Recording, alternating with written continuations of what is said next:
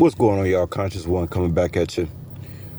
Back with another pick, so forth and so on. So let's get to this pick real quick.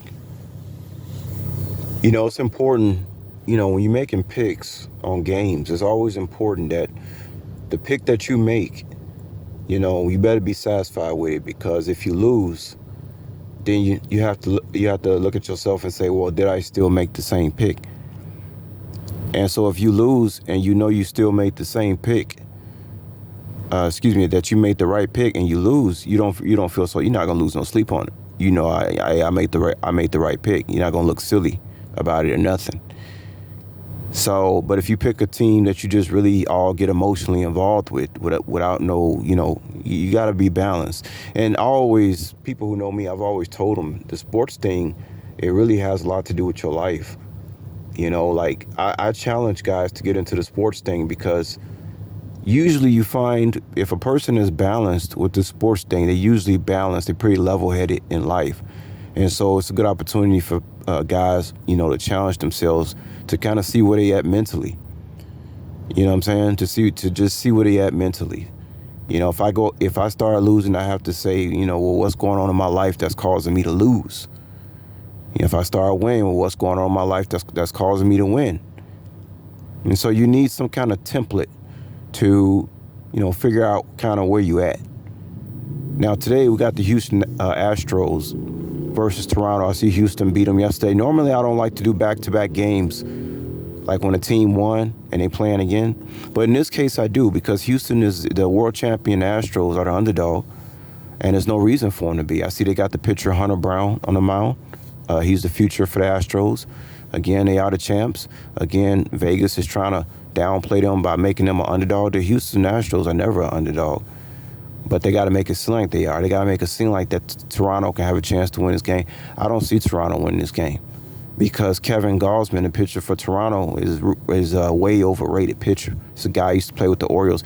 Kevin Gausman is just not good. And also, whenever Toronto is favored, they just don't seem to win when they are favored on the road or at home. Toronto is not a team you want to be picking at all. You want to be siding with the Astros, especially since they're a dog and the price is right. You see what I'm saying? So definitely I'm taking the Astros to win today.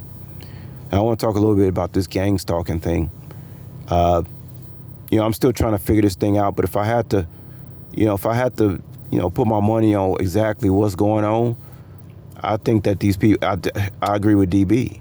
I think that people are being robotically controlled by the demiurge via the technology. That's the best thing I can go with. And then, of course, we can deal with the scripture in the Bible that we dealing with principalities in higher places. So I think we're dealing with principalities in higher places. And now that they got this technology thing, it's like then turned into a They Live movie / Invasion of the Body Snatchers. They're using mold. They're using parasites. They're using the G. Y'all know what? The G. I call it the 5-7. People being controlled. They robots. And they being controlled by the demiurge that runs this simulation. Are some guys more gang stalked than others? Maybe.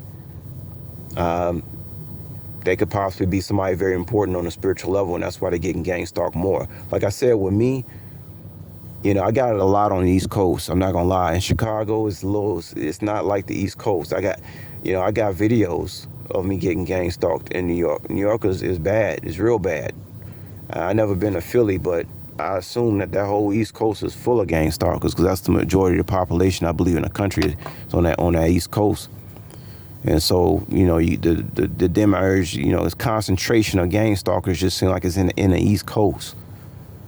Another thing too, you guys gotta understand, I come out, a lot of my hours I working at night when nobody's out, so they can't play with me like that too much. And that's another thing about working 12 hours every day. You don't really get involved in no riffraff where you just kind of sitting around and noticing things.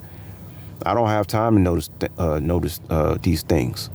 I got too much on my mind. I'm doing like 3 or 4 jobs. One man doing like 3 or 4 things at one time, multitasking. I'm driving, picking up food like I'm about to do now with this catering order, paying me $35 right now just to go pick up and take something a couple of miles. Told y'all I'm on my game. It's the premium DoorDash. I got the hookup from this brother from Chicago. He hooked me up, told me, man, you can get paid $35, $40 a pop on one ride. Like, for real, like, hook me up. So all is well with me, and you know, a lot of stuff I be trying to send y'all, they won't let me send it. As far as I'm concerned, that's how I know I got the truth, because they won't let me. I can't even send 80% of the stuff I try to send to people. I can't send it, so I know I'm on the right path. I'm definitely on that narrow path. But anyway, I'll holler at y'all later. Peace.